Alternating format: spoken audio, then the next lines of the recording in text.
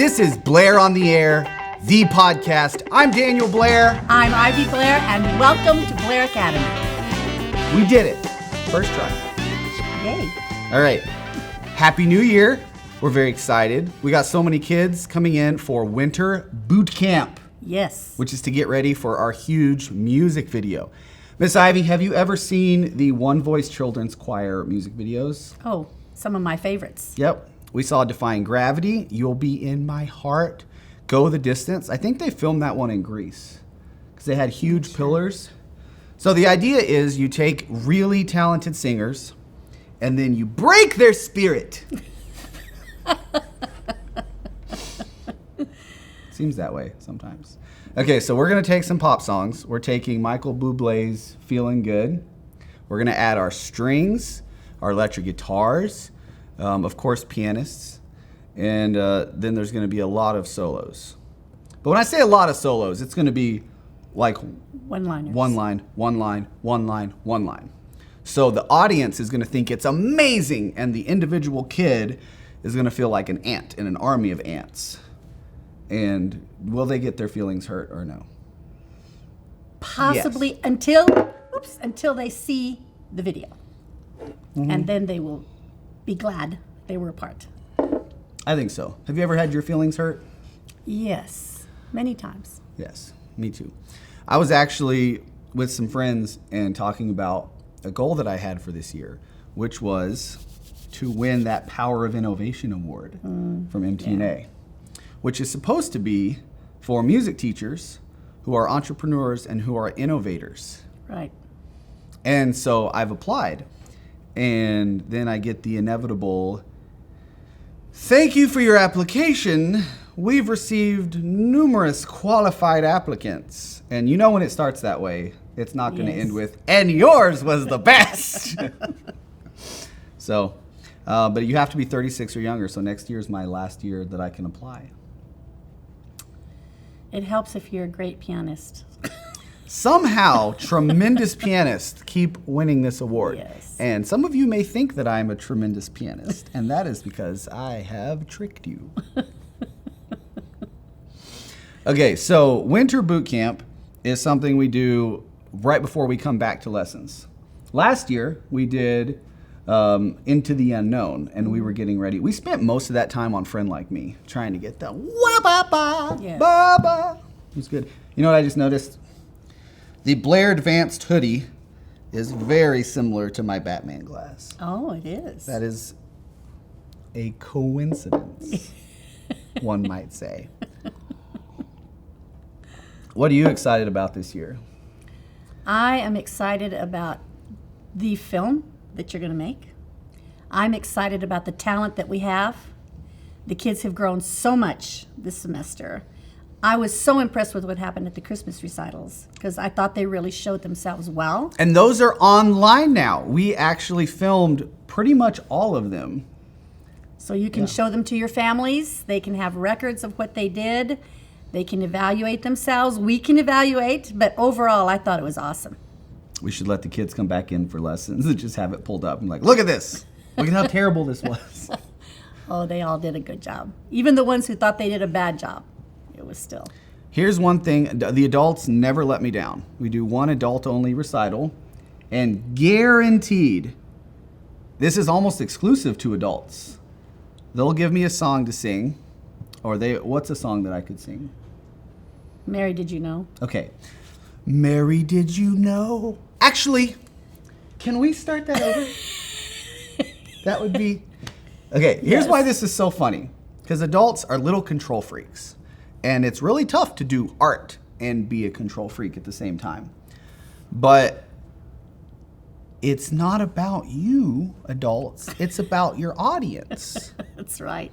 And disrupting their experience at the cost of you being unstabilized is okay because they still have a good time. But when you Stop. and reverse, Yes. it brings more of that, almost not criticism, but like you're under the microscope way more. Yeah. Yeah. I remember when you were young and we'd have a practice performance and you'd stop to correct something and say, "No, do it again. Don't stop." It's a real training. Not And you to have stop. to know, what I tell my kids is you just have to know before you start it. Right. Am I stopping? Am I not stopping? Right. If you are stopping and it's part of your practice and you're saying, I was working on this section, Yes. so I'm going to go before and after and see if I can get into it a few times, that's fine. It's let's go until there's anything we don't like and then practice stopping. Because then you have this knee-jerk reaction. Have you ever done a cold plunge? Yes. It's kind of like that. And so you get like halfway in and then it's uncomfortable. But if you actually just are resolved to go all the way in, it's only uncomfortable for a short period of time and then you adjust. Yeah. So if you just know I'm performing straight through and whatever happens, happens.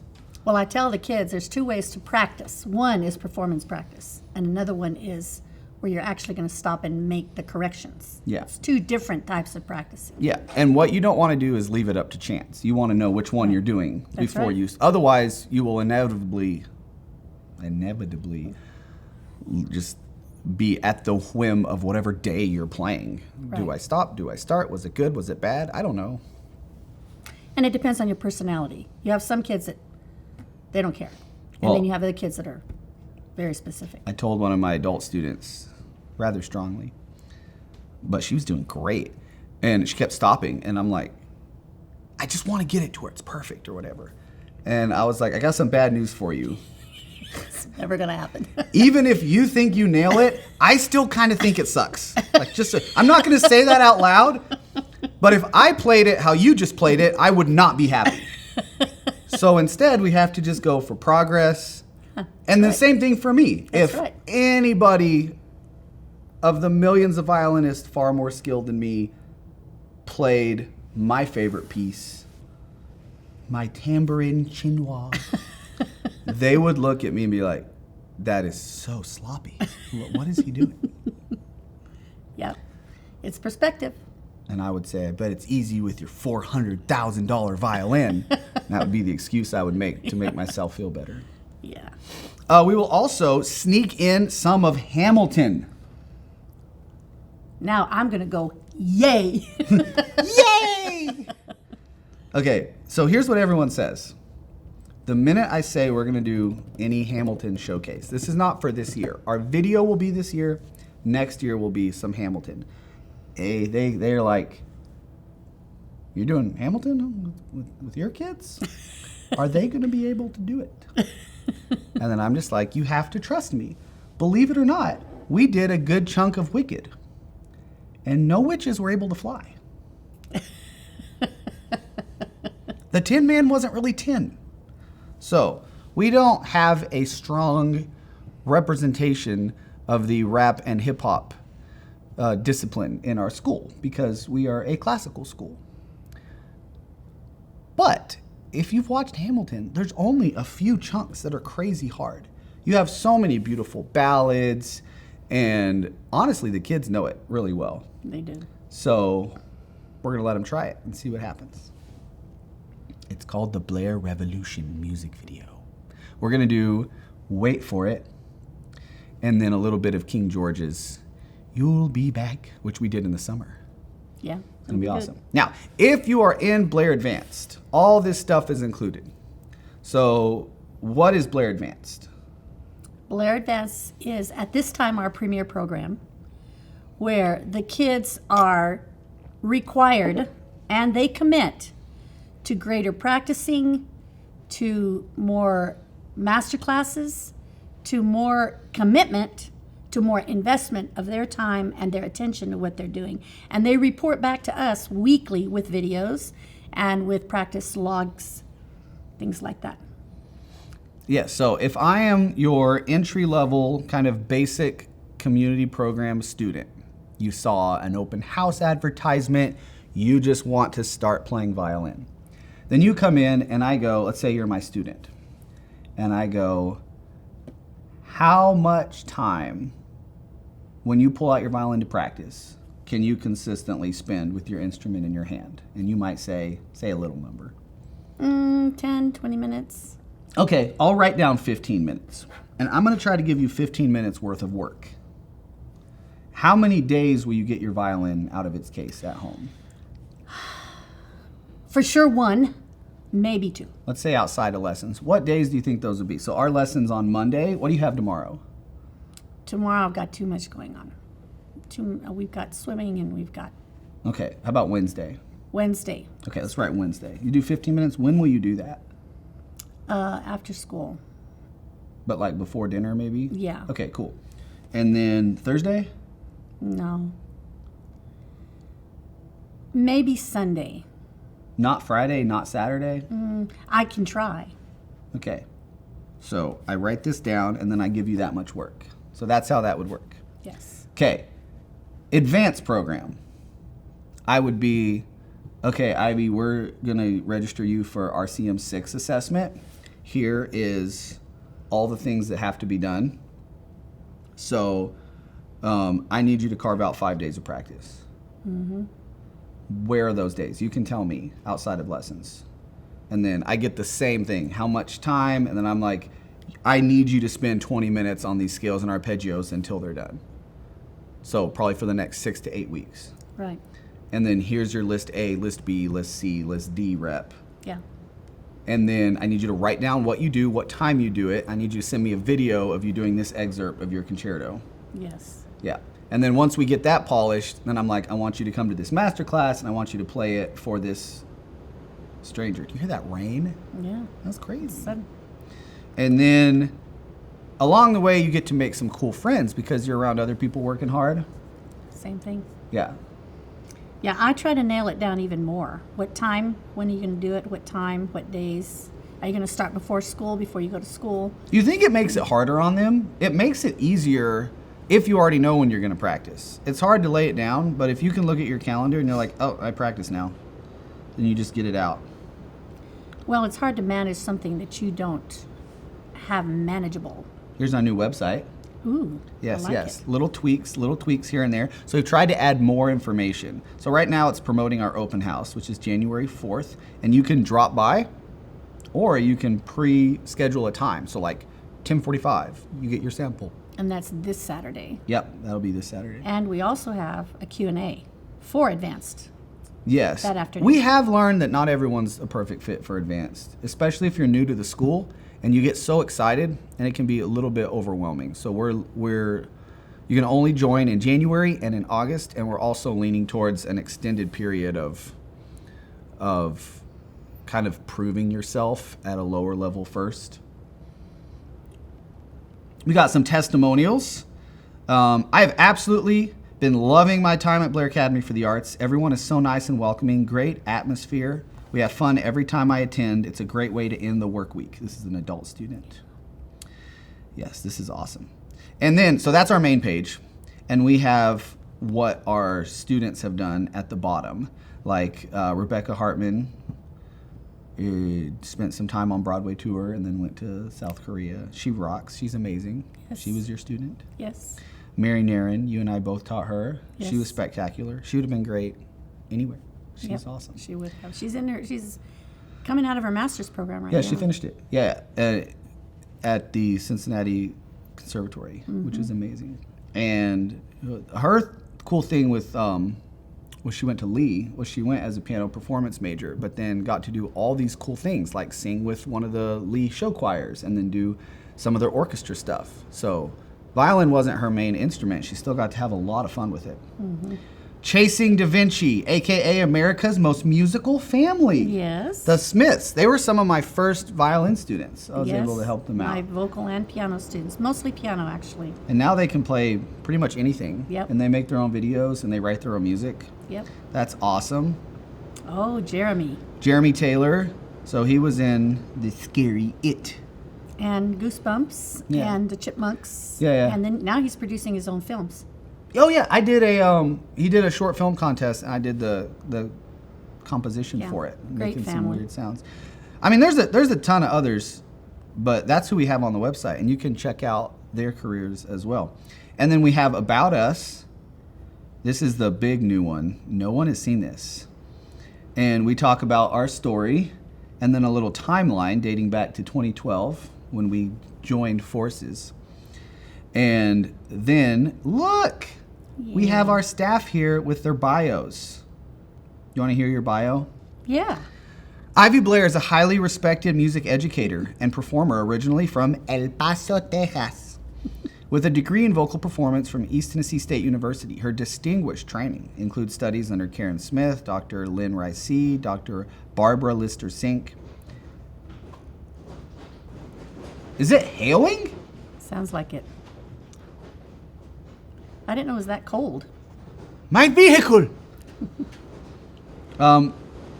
Talked about some of the roles in operas you did in Texas. Madame Butterfly, Deflator Mouse, Amal, and then you'd even mentioned that there were others. Bohème. Who's that by?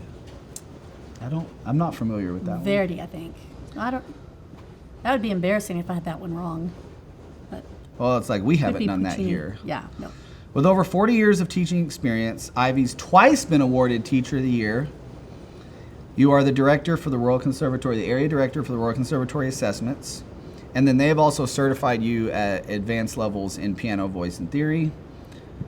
And then you founded ACMA, the Appalachian Classical Music Association. And then at one point, you had an honors orchestra with a lot of kids in it. We did, from the area, from the region, the entire region. And then you were bringing in soloists to solo from with all them. over the region, states. Yeah, like internationally acclaimed soloists Right. would come join Right. the kids. Yeah, that's pretty awesome. And then you oversee quality control. Your job is to complain about teachers. Daniel is an accomplished violinist and the creative visionary behind Blair Academy for the Arts, making his professional debut at 13 and starting college at 14, which is really more your achievement than mine. Pushing you through the tube. That's all right. Daniel's early milestones set the stage for his enthusiastic approach to arts education. I didn't even remember putting that line in there. I am enthusiastic. Blair Academy has provided over 100,000 private lessons. I think we're closer to 150 now. It's definitely over 140,000. It's awesome. It describes my viral classical and comedy performances. Ooh. International, just powerhouse violinist Tasmin Little commented on one of my YouTube videos one time and was just like, Yeah. This was so hilarious. Thank you for making this. That's worth more than like 1 million views. And some schools using the video, especially the one to practice that you made. That's a great one. He holds a level 10 certification with honors from the Royal Conservatory of Music, and in 2024 took first prize in 20th century music at the Charleston International Competition. Was published in the book Rockstar Entrepreneurs. That one was pretty fun because there was people from Ozzy Osbourne and Air Supply and Guns N' Roses also featured in the book. So it was fun in the same year to do something rock and roll-y and something classical. And then it says I played with Eddie Money, which was awesome, that I won a car in a talent thing, which was awesome. Yeah, so there's things you can do with your music. And I like that we have some like traditional academia and then also some kind of unexpected things. I think that makes us a good duo. Do we have Margot, Stephanie, Becca, Audrey, Cindy, other Stephanie, Fatma, Yahya, Shannon, Gracie, Chelsea, and then our virtual tour. Isn't that awesome? Yeah, I like it. All those people. You can go read about them. Yeah. And then I expanded our pricing page. When you come in for an open house, you're not really sure what you're getting. So, for example, we do 30-something recitals. We're not charging you admission to these recitals. We brought in a Broadway star and a house band and all this stuff and did daddy-daughter dance. And what did we charge for tickets? Do you remember? Nothing. $0. Yeah, so we try to, have great pianos for the students to play and to keep our facility really clean and not have you in tiny, dusty practice rooms. And so when you show up, you kind of understand, like, oh, this is a good place. It has our community school prices, it has our Blair Advanced prices, and then Blair Elite, which is not live yet, and that's going to be impossible to join. I'm so excited. And then last is our store, where you have apparel and mugs and pillows and onesies. I like this one a lot. Yeah. Yep, it's a good time over here at Blair Academy. So what are you going to help your students do this year that is maybe not new, but a very specific focus that you would have? They are going to learn their words and rhythms for our film That would to be be helpful. spot on. I do have some doing some college auditions, and we have some this year auditioning for governor's school for Tennessee.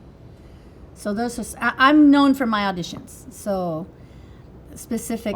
Audition And then 2/3 of my kids, if not more than that, do RCM assessments as well. So I have a it's- big RCM year. At least 2/3 of my kids are. It's a lot of level 7, level 8. It's yeah, a mine are big 8 deal. to 10, and some of my adults are doing it too. Oh, really? Yeah, It's scary. yeah. It was scarier than I thought when I did it, because it's you just don't get a breath. You just do them back to back to back to back to back to back to back, and so if you get on a roll, probably be very nice. But if you kind of trip, then that it haunts you for the rest of the time. Yeah. You just got to go flush and move on. Well, interestingly enough, a lot of our teachers do study with other teachers, or do perform, which gives them the element of how the student feels, and gives them It's a little easy more to empathy. forget. Yeah. What was it that I did the other day that was so scary?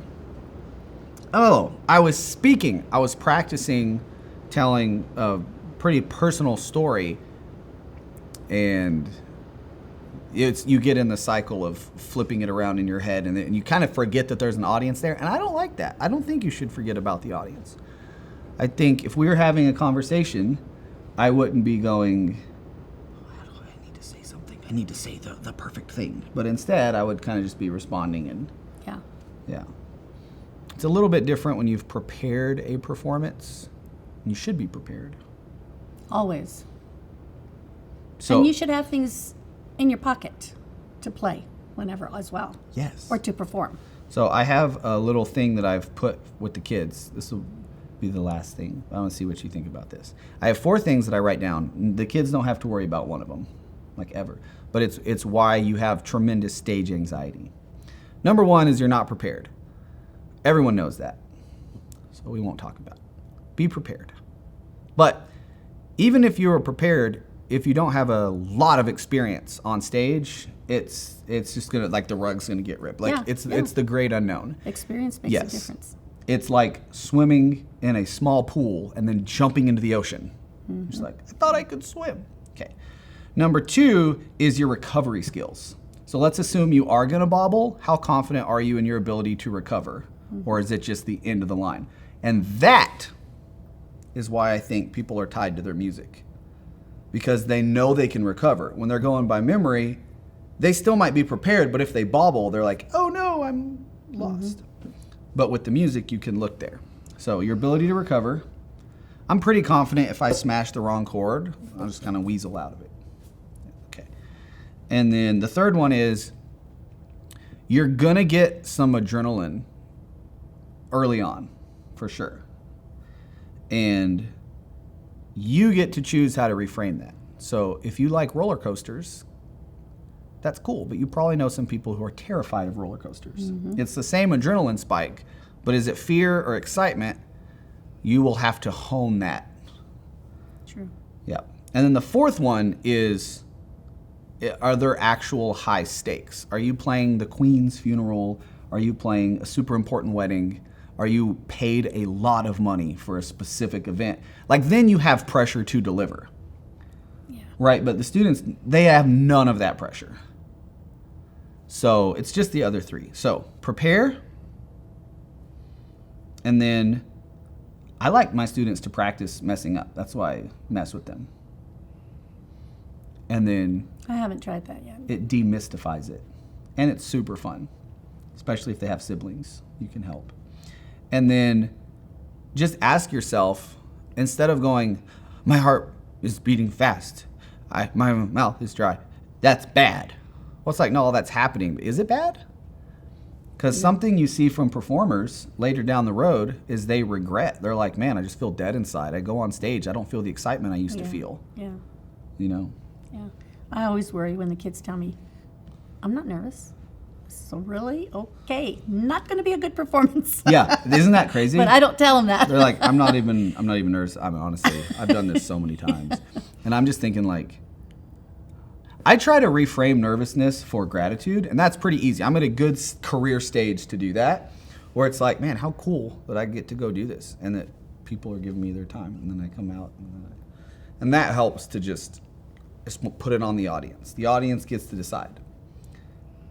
Well, it is that element of taking the attention off of yourself, because that's not what it's about. It's what you're sharing, it's what you worked for, and you're just going to get better.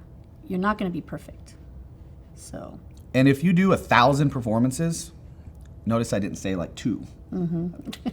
Your favorite ones will probably not be the audience's favorite ones. Right. You'll feel like you were trash, and somebody will be deeply moved. Oh, that happened to me. I sang with the symphony, and I had laryngitis, and I thought I did a horrible job. And a year later, somebody was telling me how that really, really helped them. Their mother had died. That song made them feel so much better. And the song was an Italian aria having nothing to do with comfort. It was a love song. Interesting. Yeah, so keep that in mind when people compliment you, and just accept the compliment. Yeah, I thought it was my worst performance, but Hopefully you didn't say that to her in that moment. I did not. Yeah, you were like, oh, thank you. Yeah, right. You can always say I worked really hard. That's a good one to be like. Yeah. So I'm glad it meant something to you. That's a good one. I think especially if it's in a team environment, and that way we worked really hard. Yeah, that's easy. Is good. But if it's a thing that, I'd rather say that than like, wasn't I amazing? Or, oh, really? You like that? That was trash. Yeah. That was trash. That's what the students like the older students. They walk back and the kids are like, you did so good. You're like, ugh, no, I didn't. That was awful. I guess they think that they are humble, or they want to recognize when something's not well done. But they're judging from a totally different perspective than we are, or that the audience is. I think they have trailing emotions from what happened. So they could either be happy or sad, or they can even be smug. Like there's times when I'm like, what are they doing up there? Yeah. And they come back and they're like, I nailed it. So that's okay. True. That's why it's easy just to say thank you. Yeah. Then you're like, oh, that was amazing. You were really good. You're like, oh, thank you. Yeah. That's it. Yeah. And then ask them a question about themselves. Yeah. Not a scary one. What did you like about it? What part specifically? I say, did you feel good? Or I say, what was the point? What was the point of your performance? Did you accomplish it? You know? If someone's point was to lead somebody in worship, like on a praise team, did you accomplish it? Not were you perfect? Well, yeah, everybody seemed to enjoy it, so then you did it. You did it. All right. Set some goals this year. Have a good time. We'll see you at Winter Boot Camp, Advanced Spark Camp, our open house, our Revolution music video. All this week. It's going to be a big deal. Cannot wait. Cannot wait. I've got some new surprises with some lights. It's going to be a good time. All right. Have a great year, everybody. Goodbye.